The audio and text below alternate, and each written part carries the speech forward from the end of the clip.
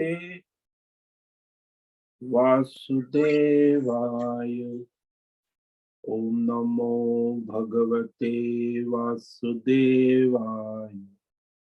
ओम नमो भगवते वासुदेवाय।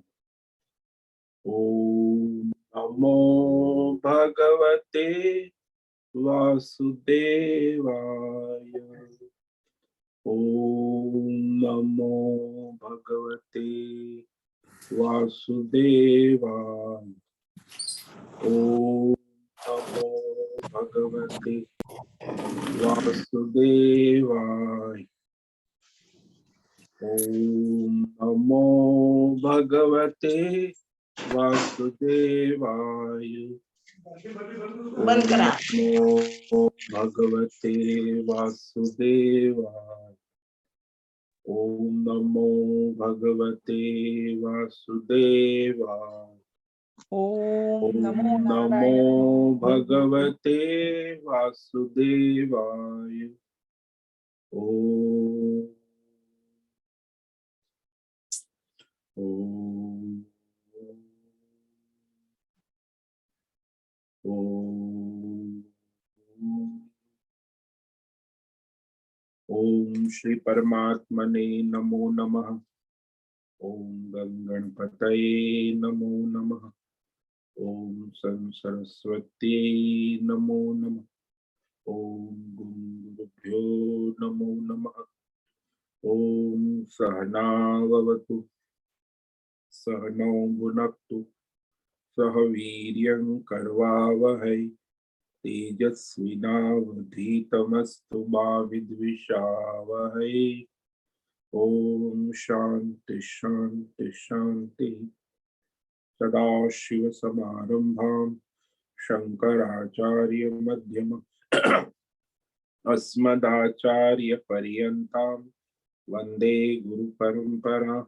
वंदे गुरु परंपरा। ओम पार्थाय प्रतिबोधितां भगवता नारायणेन स्वयं व्यासेन ग्रथितां पुराणं मध्ये महाभारतम् अद्वैतामृतवर्षिणीं भगवतीम् अष्टादशाध्यायिनीम् अम्ब त्वामनुसन्दधामि भगवत् गीते भवद्वेषिणि। गीते भवद्वेषिणि। वसुदेवसुतं देवं कंसचाणूरमर्दनं देवकी परमानन्दं कृष्णं वन्दे जगद्गुरु। कृष्णं वन्दे जगद्गुरु। नमस्ते परमं ब्रह्म सच्चिदानन्दरूपाय निर्गुणाय नमस्तुभ्यं ओंकाराय नमो नमः। ओंकाराय नमो नमः। सर्वे दुर्गाणि तरन्तु सर्वे भद्राणि पश्यन्तु सर्वे सद्बुद्धिमाप्नोतु सर्वे सर्वत्र नन्दतु सर्वे सर्वत्र नन्दतु। ओम तत्सत। ओम ओम ओम। आप सभी ऑनलाइन जूम नेटवर्क पर उपस्थित भगवद गीता श्रवण साधकों को आज प्रातः का अभिवादन अभिनंदन अभिवंदन। हरि ओम हरि ओम हरि ओम। हम सबको आज का यह दिव्य दिन तन मन धन जन देश काल विषय वस्तु परिस्थिति अवस्थाएं अध्यात्म भौतिक दैवी क्षेत्र सभी को अपने अपने पूर्व में अनंत जन्मों में किए हुए संचित पाप पुण्य धर्म अधर्म कर्मों के पके हुए फल स्वरूप वर्तमान में आज अपने अपने प्रारब्ध अनुसार परमेश्वरी योग माया के माध्यम से प्रसाद स्वरूप में प्राप्त हुआ है। अतः आज का यह दिव्य दिन परमार्थ हेतु निष्काम सेवा यज्ञ देव यज्ञ ऋषि यज्ञ पितृ यज्ञ भू यज्ञ भूत यज्ञ सात्विक दान शारीरिक वाचिक मानसिक तप निष्काम कर्म योग ध्यान योग भक्ति योग ज्ञान योग साधनाएं स्वाध्याय वेद शास्त्रों का अध्ययन अध्यापन उपासना आराधना के लिए समर्पित करे और कराए। अत्यंत दुर्लभ मनुष्य जीवन की प्रत्येक क्षण परमार्थ हेतु सार्थक करे और कराए। आज विक्रम संवत 2079 पौष मास शुक्ल पक्ष की आज पंचमी तिथि है, जो सायं 4:36 तक है। उसके बाद षष्ठी तिथि लग जाती। आज है पूर्व फाल्गुन नक्षत्र, दोपहर को 2:23 तक है। उसके बाद उत्तर फाल्गुनी नक्षत्र लग जाता। आज गुरुवार, गुरु उपासना का दिन है, गुरुवार। और यहाँ ऋषिकेश का हेमंत ऋतु, न्यूनतम तापमान 3 डिग्री और अधिकतम तापमान 18 डिग्री रहा। वायु की गति 5-10 किलोमीटर प्रति घंटा चल रही है। ईस्वी सन 2023 12 जनवरी और यहाँ सुबह के 7 बजने वाले हैं। कलयुग का प्रथम चरण 5247वां वर्ष, 7वां वैवस्वत मनवंतर श्वेत वराह कल्प, ब्रह्मा जी का 26वां दिन और 51वां वर्ष अभी चल रहा है। तो ऐसे अनंत कोटि ब्रह्मा और ब्रह्मांडीय परमेश्वर योग माया के अंतर्गत यह एक ब्रह्मांड, इस ब्रह्मांड में पृथ्वी लोक में जम्बू द्वीप समुद्र के ऊपर, और उसमें एकमात्र वैदिक राष्ट्र विश्व का भारत, उत्तर हिमालय प्रांत, उत्तराखंड राज्य, टिहरी जिला, हिमालयन शिवालिक हरी भरी पर्वतमाला के अंतर्गत मणिकूट पर्वत के ऊपर नीलकंठ महादेव के सामने ऋषिकेश नगरी, मुनि की रेती, शिशम जाड़ी, अवधूत बाड़ा आश्रम के सी ब्लॉक के 5 नंबर कमरे से पहले मंजिले से गंगा किनारे से हम स्वामी उत्तमानंद सरस्वती भगवत गीता के आचार्य शिष्य स्वामी चिन्मयानंद सरस्वती महाराज चिन्मय मिशन, कैलाद्वैत वेद व्यास भगवत पाद शंकराचार्य श्रृंगेरी संन्यास परंपरा से शिक्षित दीक्षित, सनातन वैदिक भारतीय हिंदू धर्म अनुसार संपूर्ण भगवत गीता ज्ञान यज्ञ ऑनलाइन जूम चैतन्यमय जीवंत लाइव प्रसारण के अंतर्गत व्याख्यान माला में अध्याय 18 मोक्ष संन्यास योग के श्लोक नंबर 13 पर संस्कृत एवं हिंदी में व्याख्यान करेंगे। दिव्य पवित्र सरल व्यावहारिक सटीक पूर्ण वर्ण अक्षर पद वाक्य पंक्ति श्लोक अध्यायों की संगत संधि अन्वय शब्दार्थ वाक्यार्थ भावार्थ रहस्यार्थ के यथार्थ तात्पर्य सहित वैदिक शास्त्र वेद व्यास साहित्य शंकर भाष्य एवं परंपरागत अष्ट सन्यासी आचार्यों की टीका टिप्पणी सहित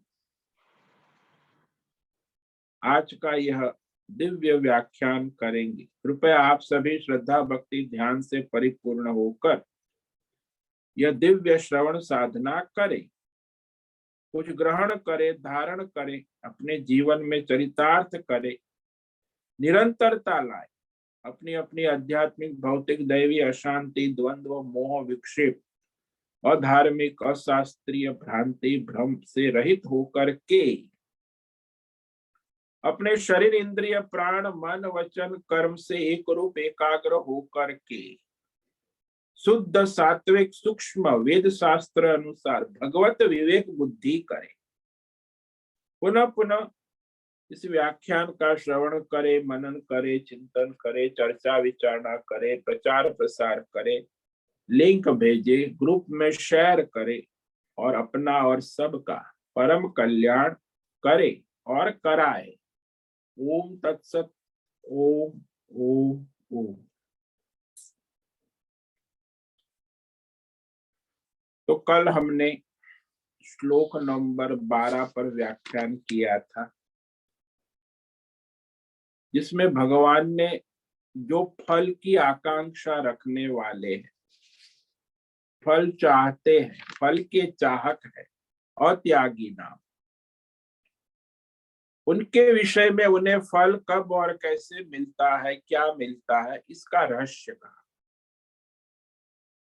अनिष्टम मिष्टम मिश्रम च त्रिविधम कर्मण फलम भवत्यत्यागिनां प्रेत्य न तो सन्यासिनां क्वचित। तो जो कर्म फल का त्याग नहीं करता है, उसे फल चाहिए, फलाकांक्षी है, फलासक्त है, सकाम है, संसारी, फल की आशा नहीं छोड़ता, तो उसे कर्म करेगा, फल की आशा से ही तो करेगा ना। तो वो जैसा कर्म करेगा वैसा फल देगा भगवान, प्रकृति। धर्म कर्म करेगा इष्टम, तो उसके कर्म का फल इष्ट अनुकूल होगा। अधर्म करेगा तो प्रतिकूल अनिष्टम। और धर्म अधर्म खिचड़ी पकाएगा तो उसे खिचड़ी फल मिलेगा, दोनों, धर्म का भी मिलेगा, अधर्म का भी। तो तीन प्रकार के कर्मों के अनुसार फल ईश्वरीय प्रकृति माया के माध्यम से प्रत्येक मनुष्य को अवश्य प्राप्त होता। यदि इस जन्म में नहीं मिला तो अगले जन्मों में मरने के बाद भी अवश्य अपने फल की आकांक्षा से किए हुए कर्मों का फल अवश्य प्राप्त होता है। इसलिए जो लोग कमिटमेंट करते मुझे ये चाहिए, वो चाहिए, ऐसा चाहिए, वैसा, इस जन्म में नहीं तो अगले जन्म में उनकी जो फल कामना के अनुसार, कर्म के अनुसार फल उनको अवश्य प्राप्त होता है। और जो अब कहा त्यागी है, जिसने कर्म फल त्याग कर दिया है, सन्यासी नाम क्वचित न। अब जो कर्म फल का त्याग कर दिया है तो वो निष्काम कर्म योगी हो गया ना। तो उसे क्या फल, उसको फल मिलता है अंतकरण शुद्धि, भगवत मार्ग योग साधना। तो वह गौण रूप से कर्म फल का त्यागी जो अपना कर्तव्य स्वधर्म कर्म ईश्वर समर्पित भाव से करता है, तो उसे परमार्थ के लिए मार्ग प्रशस्त हो जाता है। तो कर्म फल त्यागी जब उसका अंतकरण शुद्ध हो जाता है, तो मुख्य रूप से कर्तव्य कर्म से भी मुक्त होकर वह निष्काम कर्म योग, ध्यान योग, भक्ति योग साधना में लगने वाले को भी सन्यासी कहे, क्योंकि उसको सांसारिक कर्तव्य नहीं है। और वह भी मुख्य रूप से तो वो निष्काम कर्म योगी, ध्यान योगी, भक्ति योगी, वो सन्यासी कहा जाता। कर्म फल त्यागी है वो गौण रूप से संसारी है, कर्तव्य करता है, फल की आकांक्षा नहीं करता और कर्म योग करता है, इसलिए वो गौण रूप से। और बाकी जो है वो मुख्य रूप से सन्यास, क्योंकि उनको कर्तव्य समाप्त हो चुका है, केवल योग साधना में लगे इस तरह। और फिर तत्व ज्ञान जिसको प्राप्त हो जाता है वो तो जीवन मुक्त हो जाते, वो भी विद्वत सन्यासी हो जाते। तो एक साधक सन्यासी होता है, एक ज्ञानी विद्वत सन्यासी, और एक संसारी। तो तीन प्रकार के सन्यासी हो गए। एक जो कर्म फल का त्याग कर संसार में अपना कर्तव्य कर्म करता है वो सन्यासी गौण रूप से। दूसरा कर्तव्य समाप्त हो चुका है, सन्यासी है जो निष्काम ध्यान योग, भक्ति योग, ज्ञान योग साधना में लगा है, वो भी सन्यासी है, साधक सन्यासी। और जिन्हें तत्व ज्ञान हो गया वो सिद्ध विद्वत सन्यासी है, उसके लिए तो साधना भी नहीं है, कर्म योग ध्यान। तो ये तीनों त्यागी कहे जाते सन्यासी। और उसे किसी भी काल में उसके किए हुए कर्मों का कहीं भी कभी भी फल प्राप्त नहीं होता, क्योंकि उसका जो भ्रम समाप्त हो चुका है संसार के विषय में, इसीलिए जैसे जगने पर स्वप्न के कर्मों का फल प्राप्त नहीं होता, स्वप्न में आपने पाप किया पुण्य किया, जब आप जग गए तो जगने के बाद स्वप्न के पाप पुण्य का फल जागृत मनुष्य को प्राप्त नहीं होता। ऐसे ही जागृत में किए हुए पाप पुण्यों का फल स्वप्न में प्राप्त नहीं होता। तो इस तरह वह मनुष्य अपने कर्म फल बंधन से मुक्त होकर परमार्थ में प्रशस्त हो जाता, या परमार्थ मार्ग में अपने लक्ष्य की ओर आगे बढ़ते। अब प्रश्न ये होता है कि आखिर यदि ये कर्म जो कर रहा है अज्ञानी कामना से प्रेरित होकर संसारी जीवात्मा, तो वास्तव में कहते हैं कि जीवात्मा तो कर्म नहीं करता, तो कर्म करने वाला तत्व क्या है?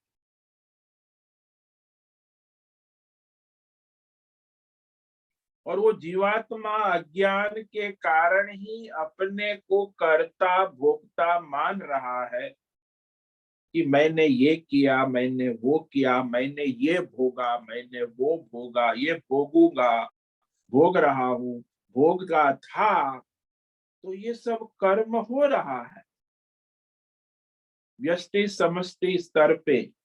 कहाँ हो रहे हैं, क्यों हो रहे हैं, कैसे हो रहे हैं?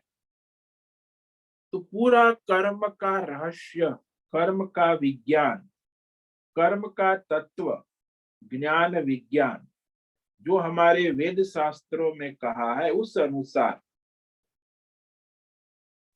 भगवान आगे कहने जा रहे हैं। तो यहाँ 13वें श्लोक में भगवान संकल्प करते, क्योंकि बहुत लंबा टॉपिक है, 15 श्लोक तक कहेंगे कर्म का विज्ञान, कर्म का रहस्य। तो पहले जब भगवान कोई विषय बदलते हैं तो उसका संकल्प करते कि मैं तुम्हें अब कर्म विज्ञान विशेष रूप से कहूंगा कि ये कर्म का तत्व क्या है, कैसे होता है, कैसे हो रहा है, उसकी उत्पत्ति स्थिति लय क्यों हो रहा है, किसके द्वारा हो रहा है, प्रकृति कैसे काम करती है। तो ये सारा रहस्य जो है भगवान यहाँ आगे श्लोक नंबर 13 से 28 तक कर्ता कर्म फल का रहस्य कहने जा रहे हैं। पूरे 15 श्लोक है कर्म का ज्ञान विज्ञान तत्व कहेंगे। इसीलिए अब भगवान श्लोक नंबर 13 में संकल्प करते कि ये रहस्य मैं कहने जा रहा हूं, इसीलिए तुम पूरी सावधानी से विवेक पूर्वक श्रवण करो और इस कर्म के तत्व को समझ लो, जान लो, यथार्थ रूप में जान लो। वो भी भगवान कह रहे हैं, इसीलिए उसमें तो कोई संशय की बात है ही नहीं। तो भगवान स्वयं इस रहस्य को, क्योंकि सृष्टि का संचालन उसी के अधीन है, प्रकृति का संचालन भी उसी के अधीन है, प्रकृति में कर्मों का रहस्य तत्व भी वो जानते हैं। तो भगवान के माध्यम से यथार्थ जानने की प्रेरणा कहे। तो ये भगवान यहाँ संकल्प करते थे, ये संकल्प श्लोक है जो कर्म का ज्ञान विज्ञान, संपूर्ण कर्म में होने में जो रहस्य है प्रकृति का, वह भगवान निरूपण करेंगे, जो परमात्मा से भिन्न है, प्रकृति के द्वारा होता है। पंचैतानि महाबाहो कारणानि निबोध मे, सांख्ये कृतान्ते प्रोक्तानि सिद्धये सर्वकर्मणाम्। हे महाबाहो, देखो महाबाहो, महाबाहो जिसके हाथ लंबे, जिसके हाथ धर्म में लगे, जो धर्मात्मा है उसे महाबाहो में हाथ से अच्छे अच्छे कार्य हो रहे, लंबे लंबी पहुंच है, तो बाह जिसकी लंबी है और जिसका मित्र भी ऐसा ही है, और जिसका भ्राता भाई भी विशाल बाहु है, तो ऐसे महाबाहु का,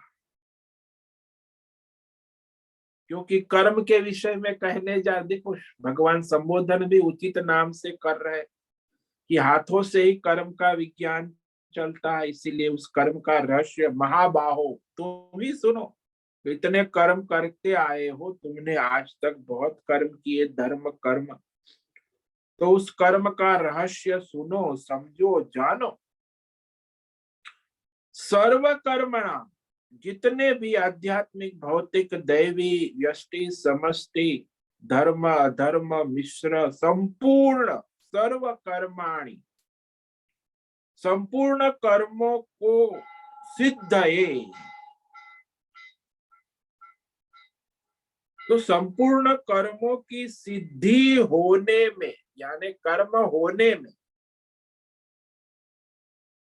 पंच कारणानि, केवल हाथ से कर्म नहीं होता, केवल हाथ से कर्म नहीं होता, कर्म होने में 5 कारण है, पंच कारणानि, मूल कारण, तभी कर्म होता है। और ये 5 कारण प्रकृति के द्वारा निर्धारित है, और इस पांचों कारण से ही कर्म होते हैं। तो भगवान क्यों रहस्य कह रहे हैं? बोले देखो, मैं तुम्हें ये 5 मूल कारण कर्म का विज्ञान कह रहा हूं, उसमें कर्मों का जो अंत करने वाले, उपाय बतलाने वाले वेद शास्त्र में कहा गया है, तो उसे जानकर उसको समापन होता है, यानी कर्मों के तत्व का निश्चय होकर मनुष्य कर्म के बंधन से मुक्त होता। तो वह कहे गए उसको तुम में निबोध, बोध यानी जानो, निबोध विशेष रूप से भली भांति मेरे द्वारा, यानी भगवान के द्वारा जानो, अच्छी तरह जान लो, अच्छी प्रकार से जान लो। और ये भगवान एक श्लोक में आगे नहीं, पूरे 15 श्लोक, श्लोक नंबर 13 से लेके 28 तक 15 श्लोक एक कर्म का तत्व रहस्य कहने जा रहे हैं। और कर्म जो है, प्रकृति माया करती है, परमात्मा नहीं करती। जैसे जादूगर है, वो कुछ नहीं करता, जादूगरी जादू का खेल करती। और यहाँ कृतांत शब्द कहा है, कृतांत, कि जिस प्रकृति में किए हुए कर्मों का अंत हो जाता है, प्रकृति से उत्पन्न होता है, प्रकृति में रहता है, कर्म और फल दोनों, और वो कर्म और फल दोनों का अंत भी प्रकृति में ही होता है, और प्रकृति परमात्मा के अधीन है।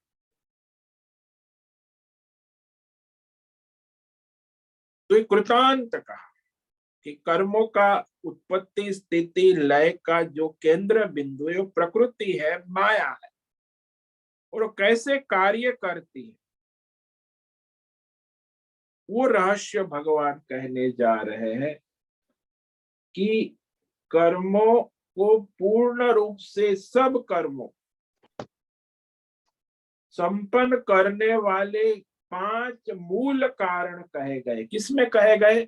सांख्य वेद शास्त्रों में कहे गए हैं। वह भगवान अब यथार्थ रूप से जानने की प्रेरणा दे कि, और इसीलिए यहाँ अर्जुन को भगवान ने महाबाहो संबोधित, क्योंकि तुम महाबाहु हो, इसीलिए जिस विषय वस्तु को हम कहने जा रहे हैं, भगवान उसे पूरे प्रयत्न से, सावधानी से, एकाग्रता से, सूक्ष्मता से समझने में प्रयत्न करो, समझने में, जानने में लग जाओ। पहले भी बताया था, क्योंकि बाहु के द्वारा कर्म का कथन होता है कि हाथ ही कर्म का केंद्र बिंदु। मनुष्य जीवन में अधिकतर कर्म मनुष्य हाथ से ही करता है, लिखता है तो भी हाथ से लिखता है, कर्म करता है। जितने भी कर्म है ज्यादातर मनुष्य हाथ से ही करता है। वो अत्यंत श्रेष्ठ हो, धर्म हो, अधर्म हो, इसीलिए वह कर्म का केंद्र हाथ है, बाहु।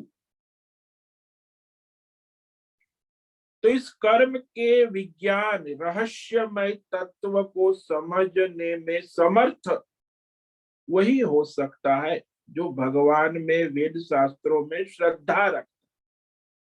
श्रद्धावान लभते ज्ञानम। बुद्धिमान को ज्ञान नहीं होता। यहाँ ये वेद का ज्ञान श्रद्धावान को होता, जिसमें श्रद्धा है और फिर बुद्धिमान भी है। केवल बुद्धिमान हो तो उसे बुद्धिमानी तो बहुत होती है, लेकिन श्रद्धा के साथ बुद्धिमान है तो उसे ये रहस्य समझ में आ जाता।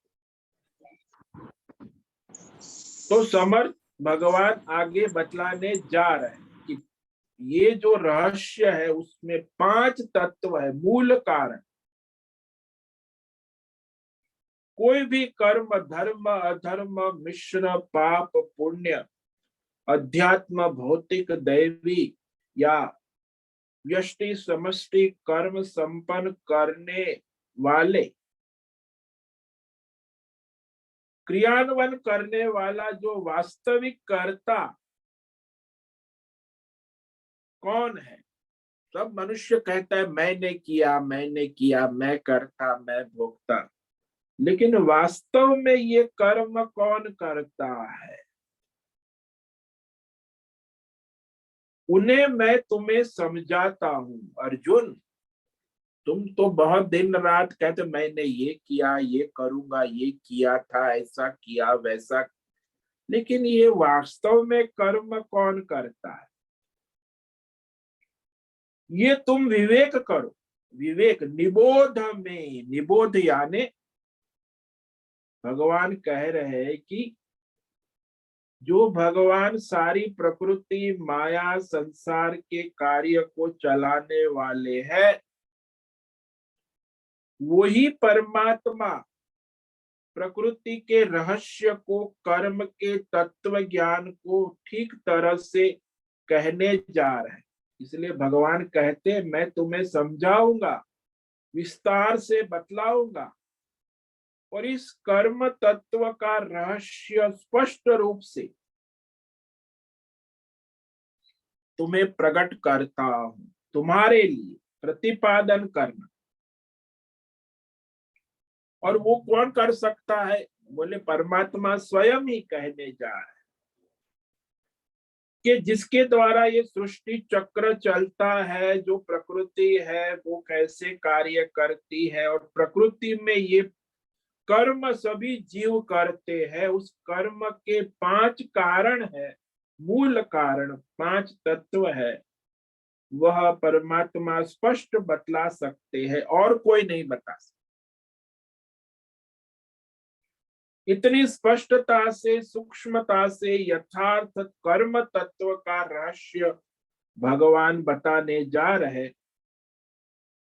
तो भगवान के सिवा कोई नहीं कह सकता है। ऋषि मुनि, संत, महापुरुष कोई भी नहीं, वैज्ञानिक, केवल भगवान ही स्पष्ट कर सकते हैं। क्योंकि भगवान स्वर्गज्ञ होने से परमात्मा उस तत्व को जानते भी है और जानने से साथ ठीक तरह समझाने का सामर्थ्य भी रखते हैं। ठीक तरह समझाना, बतलाना। कई बार लोग जानते हैं लेकिन समझा नहीं सकते, बतला नहीं सकते। तो यहाँ कहने का रहस्य ये है कि भगवान ये चाहते कि तुम इस कर्म के तत्व को, कर्म के ज्ञान विज्ञान को विवेक पूर्वक सावधानी से जान लो। अरे अर्जुन, तुमने अब तक बहुत कर्म किए है, जन्म से लेके इतने कर्म किए, अब कर्म का तत्व तो जानता नहीं, फिर कर्म हो रहे, तो उस कर्म के रहस्य को, तत्व को जान। तो अर्जुन पूछ सकता है भगवान से, क्या केवल आप ही इस तत्व को, रहस्य को कहने वाले हैं? तो भगवान कहते, मैं तो कहता हूं, लेकिन वेद शास्त्र प्रमाण से सिद्ध है। यानी वेद शास्त्र प्रमाण से सिद्ध है, इसीलिए वैदिक सनातन धर्म में ये तत्व ज्ञान सर्वत्र विदित है। वैदिक परंपरा की ये मान्यता है, माने वेद शास्त्र मूलक ये विषय है। और हमारे वैदिक परंपरा में तो हमारे जो सनातन धर्मी है, वो वेद शास्त्र प्रमाण से विपरीत यदि भगवान कुछ कहे तो भगवान की बात भी नहीं मानेंगे। ऋषि मुनि संत कहे, भाई वेद प्रमाणित आपकी बात नहीं है, चाहे भगवान कृष्ण कहे या राम कहे। इसीलिए हमारे वैदिक धर्म में ऋषि मुनि संत महापुरुष कोई भी बात, चाहे भगवान की बात हो, तो भी वह वेद शास्त्र प्रमाणित होनी चाहिए। यदि नहीं होती तो उसे कोई स्वीकार नहीं करता। जैसे हमारे सनातन धर्म में ऋषि मुनि वेद, बुद्ध हो गए, गौतम बुद्ध, तो उसे विश्व में अवतार माना जाता है, उसकी पूजा करते। लेकिन सनातन धर्म में उसकी बात मान्य नहीं है, वो शून्यवाद, अनात्मवाद, असत कारणवाद का प्रतिपादन की। तो हमारे वैदिक ऋषि मुनि संत परंपरा में, हमारे साधु समाज में हम उसे प्रमाण नहीं मानते। बौद्ध को बौद्ध अनुयायी मानते होंगे, लेकिन वैदिक सनातनी सन्यासी ऋषि मुनि बौद्ध की शून्यवाद को प्रमाण नहीं मानते। तो फिर बुद्ध का ये सारा बौद्धिक, ये बौद्ध धर्म का प्रचार प्रसार कैसे हुआ? वो भी भगवान की प्रेरणा से ही तो होता है ना। प्रकृति, बोले हाँ, बात तो भगवान की प्रेरणा प्रकृति के द्वारा, लेकिन उस समय सृष्टि चक्र चलाने के लिए भगवान की माया प्रकृति को ऐसा कुछ करना पड़ा, क्योंकि उस समय अधर्मी असुर जो थे अत्यंत शक्तिमान हो गए, वो भी यज्ञ करके। अब वो असुरों को शक्ति संपन्न देखकर उनको फिर कोई ऐसा बुद्ध के माध्यम से यज्ञ याग बंद कराए, तो असुर बंद करे, तो फिर वह जो है धर्म की स्थापना हो सकती। इसीलिए आसुरी वृत्तियों का नाश करने और बौद्ध धर्म का प्रचार, क्योंकि उसमें त्याग और वैराग्य का प्राधान्य है, तो ये बौद्ध धर्म का प्राधान्य हो गया। ये भी धर्म की स्थापना के लिए बुद्ध आए, और वो भी वैदिक धर्म में सहायक हुए। जैसे वहां असुर और देवताओं ने मिलकर अमृत मंथन किया, अमृत निकला, लेकिन भगवान ने अमृत जो है देवताओं को पिलाया और असुरों को मदिरा पिला दी। तो कलयुग का प्रारंभ जब बौद्ध आए, तो असुर लोग जो है शक्ति संपन्न हो गए थे, और ऋषि मुनि योग तपस्वी धर्मात्मा को सता थे। इसीलिए वह असुरों को काबू में करने के लिए ये बौद्ध धर्म का आगमन हो गया, क्योंकि वो कर्म करेंगे तो शक्ति प्राप्त करेंगे, यज्ञ कर्म। लेकिन जब वो कर्म छोड़ने की बात कह दी तो उन्होंने सब कर्म छोड़ दिए, तो वह कमजोर हो गए। तो यज्ञ कर्म का छोड़ना तो शक्ति नष्ट हो गई। इसीलिए बुद्धा अवतार के अंदर भगवान ने कहा कि अरे ये यज्ञ याग वैदिक कुछ भी नहीं रखा है। ये बुद्ध अवतार का मुख्य वैदिक कर्मों का उन्होंने पूर्णतः लय किया। और वही मुख्य वाक्य था कि अरे चुपचाप बैठो, मौन करो, विपश्यना ध्यान करो, ये सब यज्ञ याग से कुछ नहीं होता। तो बुद्ध अवतार में उसकी बात मानकर शक्ति पा करके फिर वह असुर जो है वो उनकी शक्ति कमजोर हो गई। इसलिए प्रश्न उठता है कि आप जो बात कह रहे हैं भगवान, क्या वह प्रामाणिक वेद शास्त्र से प्रतिपादित है या नहीं? तो यह कर्म का रहस्य तत्व ज्ञान विज्ञान मैं बताने जा रहा हूं। वो भगवान कहते हैं वेद शास्त्र प्रमाणित है। सांख्य प्रोक्तानि, सांख्य यानी ये सांख्य शास्त्र नहीं, वेद शास्त्र। वेद शास्त्र में कहा है उससे प्रमाणित ही मैं बताने जा रहा हूं, जो वेद शास्त्र में प्रतिपादित किया गया है। सांख्ये कृतांते प्रोक्तानि। इसीलिए हमारे वैदिक धर्म में एक सांख्य शास्त्र है कपिल मुनि द्वारा, प्रकृति पुरुष वो नहीं। यहाँ ये जो सांख्य का मतलब है वेद शास्त्र। वेदों को सांख्य कहा गया है, वेदांत को सांख्य कहते हैं। वास्तविक तत्व जो है प्रकाशित करने वाला,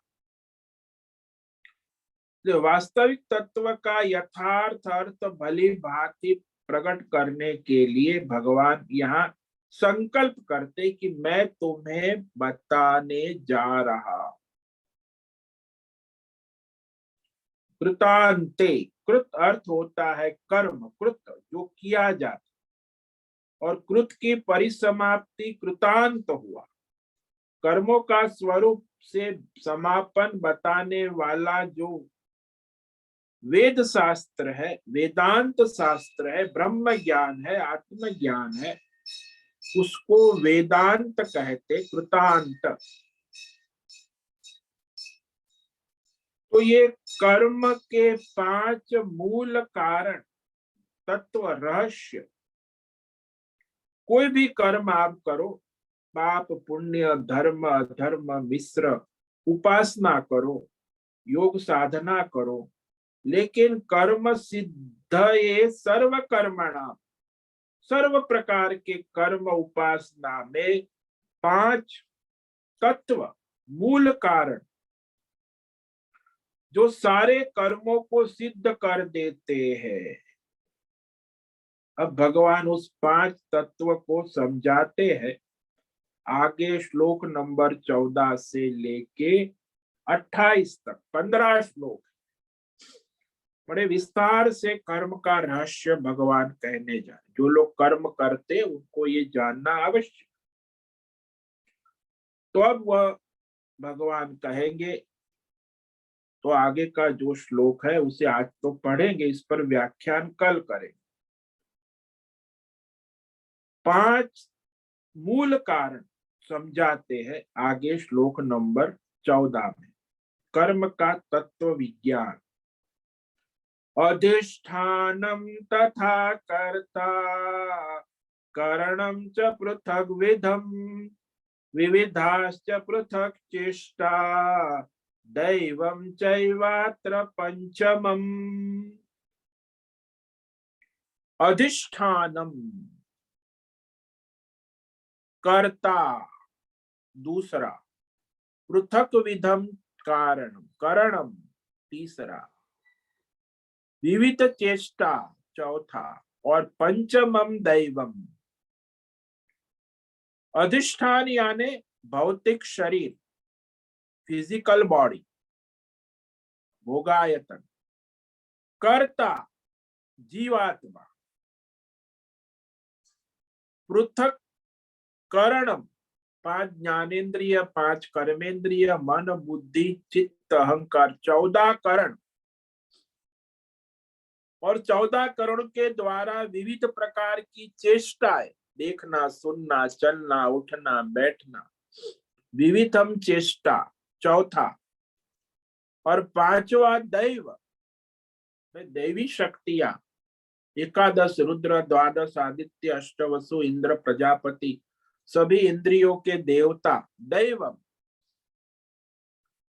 इस प्रकार यह कर्म का विज्ञान प्रशस्त होता है। तो कर्म का तत्व यहाँ भगवान कह रहे, इस पर हम कल व्याख्यान करेंगे। तो आज भगवान ने संपूर्ण कर्मों के होने में जो कर्म का तत्व है उसके रहस्य को कहने का संकल्प किया। एक तो संकल्प श्लोक है, 13वां श्लोक, और वो भगवान निरूपण कर रहे हैं। पंचैतानि महाबाहो कारणानि निबोध मे, सांख्ये कृतान्ते प्रोक्तानि सिद्धये सर्वकर्मणा। महाबाहु, अरे अर्जुन, तुम तो लंबी बाहु वाले, विशाल बाहु, महाबाहु।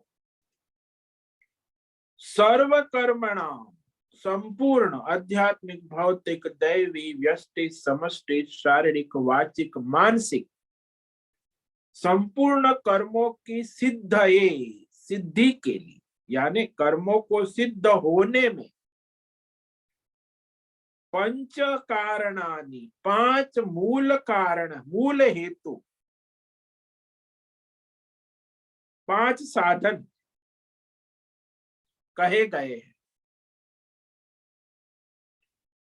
कृतांते, और वो कर्मों का अंत करने के लिए उपाय बतलाने वाले, सांख्य प्रोक्तानि, वेद शास्त्र में कहे गए। ये जो 5 कारण बता रहे, वो कारण कर्मों करने के लिए नहीं, कर्मों का समापन करने के लिए उपाय बतलाने वाले वेद शास्त्र में कहे गए। सांख्य यानी वेद शास्त्र। तो वह जो वेद शास्त्र में कहा गया रहस्य है, वो उन रहस्य को मैं निबोध, मैं भली भांति तुम्हें कहने जा रहा हूं। मुझसे तुम इस तत्व को, रहस्य को, कर्म के रहस्य को भली भांति, निबोध, नितराम बोध, निरंतर, विशेष रूप से जान लो।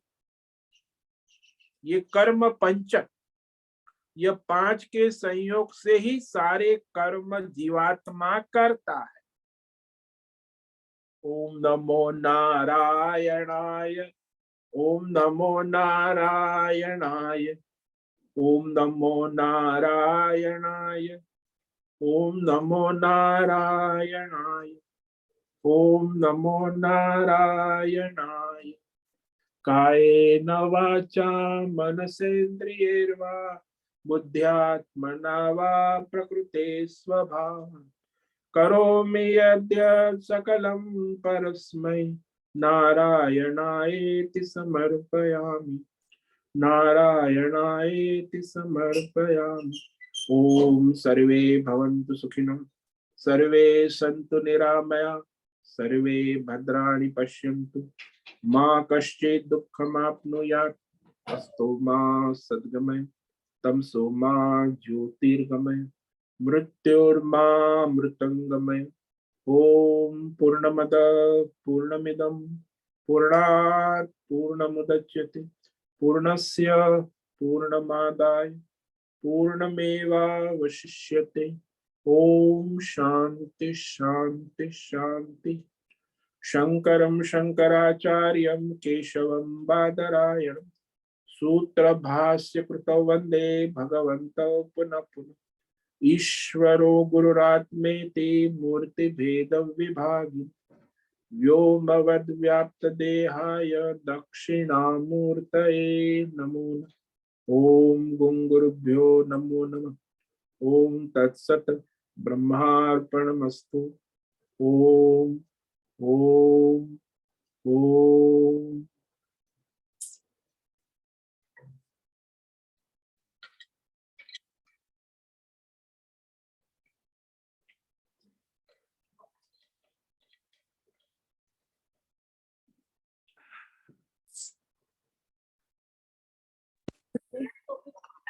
अडीचशे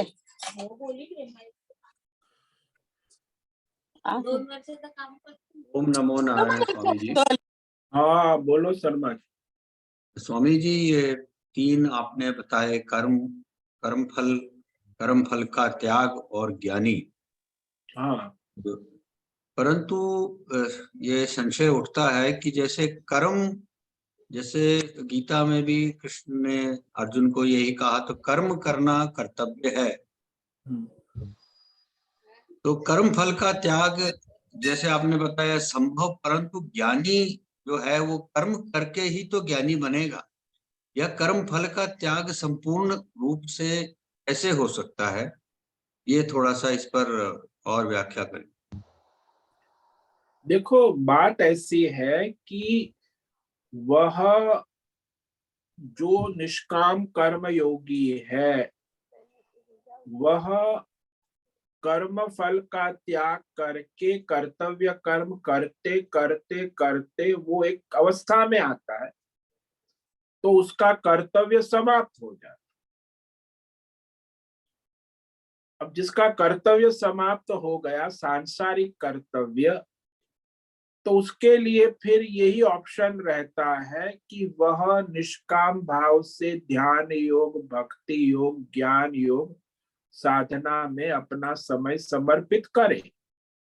और अपना रोटी कपड़ा मकान की व्यवस्था तो उसकी हो गई है, तो उसे रोटी कपड़ा मकान जीवन निर्वाह के नित्य कर्म के साथ फिर वह केवल निष्काम ध्यान योग, भक्ति योग, ज्ञान योग में कोई कर्तव्य लौकिक सांसारिक नहीं रहता। और वो लौकिक सांसारिक कर्तव्य वो कर चुका है, पूरा हो गया उसका संस्कार। इसीलिए हमारे सनातन धर्म में ये वानप्रस्थ और सन्यास जो है उसका कि गृहस्थ में कर्तव्य है, लेकिन गृहस्थी यदि वो निष्काम कर्म फल त्याग से पूरी करता है तो उसके बाद वानप्रस्थ में उसे कोई सांसारिक गृहस्थी कर्तव्य नहीं रहता। तो वहां उसे फिर निष्काम भाव से अपने ध्यान योग, भक्ति योग, ज्ञान योग साधना, वो भी बहुत लंबी चीज है, तो वहां उसे फिर कर्तव्य ना होने के कारण फिर वो उसमें कंसंट्रेट कर सकता है अच्छी तरह अपने ध्यान भजन साथ। और वहां वो उसके माध्यम से उसे ज्ञान की योग्यता प्राप्त होती है। और जब उसे उस अवस्था में, तो वो गृहस्थी है, उसको निष्काम कर्म योग फल के त्याग की, उसको सन्यासी भी कहा भगवान। गृहस्थी है, कर्म करता है कर्तव्य, लेकिन फल का त्याग करता है, कर्म ईश्वर समर्पित भाव से कर्तव्य।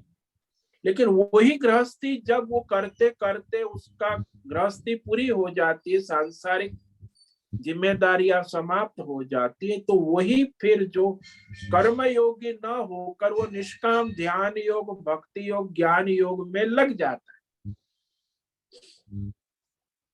वो निष्काम ध्यान योग, भक्ति योग, ज्ञान योग की साधना में फिर उसे कोई सांसारिक कर्म या कर्म फल त्याग की भी आवश्यकता नहीं है कर्तव्य में। वहां तो उसे केवल योग साधना है ना, और रोटी कपड़ा मकान जीवन निर्वाह की जो आवश्यकता है वो तो प्रकृति पूरी कर ही लेती है प्रारब्ध के अनुसार। तो वह जो सन्यासी वास्तव में मुख्य सन्यासी कहा जाए, तो वो गृहस्थ है, कर्तव्य कर्म करते हुए कर्म फल का त्याग करता है, वो गौण सन्यासी है। और जिसके कर्तव्य कर्म समाप्त हो गए, कर्म का भी प्रयोजन नहीं रहा, केवल नित्य कर्म रोटी कपड़ा मकान के सिवा, और उसे कर्म फल त्यागने की भी आवश्यकता नहीं, वो फिर ध्यान योग, भक्ति योग साधना में लगा हुआ मुख्य सन्यासी। वो मुख्य सन्यासी जब ज्ञान योग, ध्यान योग, भक्ति योग साधना करके तत्व ज्ञानी हो जाता है, तो फिर वो तीसरा स्टेज में आएगा। वो तीसरे प्रकार का सन्यासी, उसे न ध्यान योग का प्रयोजन रहता है, न भक्ति योग, न ज्ञान योग। वो तत्व ज्ञानी है, विद्वत सन्यास। उसकी अंतिम स्थिति है सन्यासी की पूर्णता। समझ में आया? जी स्वामी जी, धन्यवाद। इसका तात्पर्य यही हुआ कि हम संसार में तो जैसे हम लोग हैं, हम तो यही सोचते रहते हैं कि हर वक्त हमारी ही जिम्मेवारी है, हमारा ही कर्तव्य है। उस चीज से आगे जाना तो खैर हम लोगों के लिए संभव नहीं हो पाता। ये तो बहुत पहुंची, बहुत गूढ़ है। हाँ, तो वो पहले तो वो कर्म जो कर्तव्य है उसमें फल त्याग करने नहीं किया है ना, इसीलिए वो कर्तव्य बुद्धि बनी रहती है ना। कर्म फल त्याग करते हुए कर्म नहीं किया है ना। वो जो आपने अब तक कर्म किए वो कर्म फल की आकांक्षा से किए हैं, तो कर्तव्य बुद्धि बनी रहेगी। इसीलिए जो निष्काम कर्म योग करेगा, कर्म फल त्याग करके कर्तव्य जो करता है वो इससे निकल सकता है। इसीलिए वो कर्तव्य बुद्धि उसमें बनी रहती है। जिसने कर्म फल त्याग करके कर्तव्य कर्म नहीं किए अंत तक बनी रहेगी कि मेरा कर्तव्य है, मेरी जिम्मेदारी। तो ये बात। ओम नमो नारायण स्वामी। ओम नमो नारायण। ओम स्वामी जी। ओम। ओम नमो नारायण। बोलो। वानप्रस्थ में आते हैं तब उसमें क्रिया हो ही जाती है, करे या न करे। कई बार ऐसा भी होता है ना जीवन में कि हर एक व्यक्ति एक तो उसे उसकी वानप्रस्थ में नहीं जैसे ही हो जाता है। तो ये कर्म करता है तो भी ये कर्म भी करता है और उसमें भी आगे निकल जाता है, तो क्या सोचना। अरे भाई, वानप्रस्थ में यदि वो कर्म गृहस्थी में था तब कर्म फल त्याग करके कर्म नहीं करेगा तो वानप्रस्थ में भी उसको कर्तव्य बुद्धि बनी रहेगी। वो साधना नहीं कर पाएगा, वो कर्तव्य में उसकी बुद्धि लगे रहे। दादाजी बनेगा, दादी बनेगा, ये करेगा, तो सांसारिक कर्तव्यों से उपराम नहीं हो पाएगा, क्योंकि उसने कर्म फल त्याग कर अपना कर्तव्य कर्म नहीं किया है, अच्छा। फल की आकांक्षा से किया है। तो वानप्रस्थ में भी वो गृहस्थ ही जीवन जिएगा, कर्तव्य बुद्धि उसे बनी रहेगी। और भी अभी भी वो कर्तव्य बुद्धि में है, तो अभी भी वो यदि कर्म फल त्याग कर अपना कर्तव्य करेगा तो फिर वो आसक्ति छूटेगी, नहीं तो वो आसक्ति बनी रहेगी, कर्मासक्ति फलासक्ति। इसलिए वानप्रस्थ 90% लोग, आप लोग जो हो, उनका क्या हाल है, क्योंकि वो आसक्ति बनी रहती है, क्योंकि आपने निष्काम कर्म फल ईश्वर समर्पित भाव से अपने गृहस्थी कर्तव्य किया ही नहीं। मेरा मेरा मैं मेरा, तो फिर आप फिर 60 साल के बाद भी वही धंधा करोगे ना। तो जब भी वो निष्काम भाव से कर्म करेगा तब जाके वो इस कर्म की आसक्ति और फल की आसक्ति से मुक्त होकर योग साधना ठीक से कर पाएगा। इसलिए वानप्रस्थ में भी जो ज्यादातर मनुष्य है वो अपने स्वधर्म कर्तव्य जो समझ के उसमें आसक्त होते हैं, क्योंकि वो फल की आकांक्षा है ना। जब तक फलासक्ति नहीं छोड़ेंगे उसके कर्म जो है वो बंधन में ही डालेंगे, संसार की आसक्ति में ही रखेंगे। इसीलिए कहा जो मनुष्य अपने कर्म फल का आश्रय छोड़कर ईश्वर समर्पित भाव से अपना नित्य स्वधर्म कर्तव्य गृहस्थी कर्म करता है, उसी की बुद्धि फिर त्याग और परमार्थ में लगती है अच्छी तरह, बाकी की नहीं लग सकती। अंतःकरण शुद्ध नहीं है ना, काम क्रोध लोभ मोह राग द्वेष बने रहते। निष्काम करेगा तब वो शुद्ध हो जाएगा। जब अंतःकरण शुद्ध हुआ है वो वानप्रस्थी योग साधना कर सकेगा। जिसका अंतःकरण शुद्ध नहीं हुआ वो कैसे योग, वो तो संसार ही करेगा ना, काम क्रोध लोभ मोह राग द्वेष। हाँ, तो ऐसा ही 90% तो ऐसा ही जिसका हो। जिसका अंतःकरण शुद्ध ही हो गया है उसका तो कर्म करे या न करे उसका तो सार्थक हो गया है ना। वो अंतःकरण शुद्ध हो गया वो अभी सार्थक नहीं हुआ, अभी उसे योग साधना ध्यान योग भक्ति योग, अब उसका कर्म योग समाप्त हो गया। अंत कर्म योग निष्काम कर्म योग का प्रयोजन अंतःकरण शुद्धि है। वो अंतःकरण शुद्धि हो गई इसलिए अभी निष्काम कर्म योग और कर्म का प्रयोजन नहीं रहा। अब उसको ध्यान योग भक्ति योग ज्ञान योग साधना में आगे द्वार खुल गए।